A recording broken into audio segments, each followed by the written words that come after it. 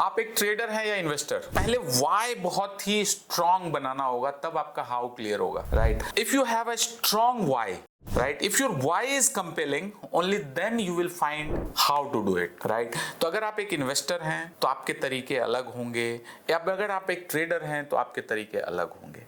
अगर आप एक ट्रेडर हैं तो आपके लिए स्टॉप लॉस इंपॉर्टेंट है, short term time horizon important है, रीसेंट न्यूज जो चल रहा है वो बहुत इंपॉर्टेंट होगा, आपको कैश फ्लो रखना पड़ेगा तभी आप पैसे जनरेट कर पाएंगे, आपको प्राइस को एनालाइज करना जानना पड़ेगा, राइट?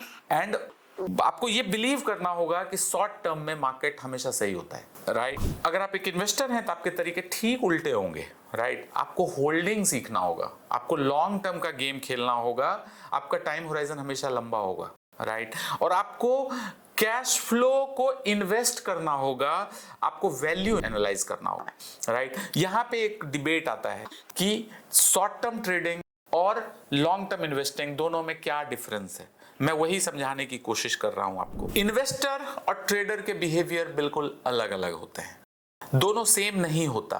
अनफॉर्चुनेटली आप एक शेयर खरीदते हैं, उसमें जब फंस जाते हैं तो आप उसमें ट्रेडर बन जाते हैं। ये नॉर्मल फेनोमेना है मार्केट का। तो मैं रिपीट कर रहा हूं कि इन्वेस्टिंग और ट्रेडिंग दोनों दो चीजें हैं, एक नहीं है।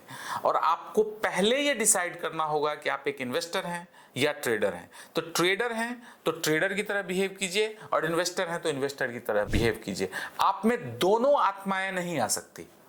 Thank you very much.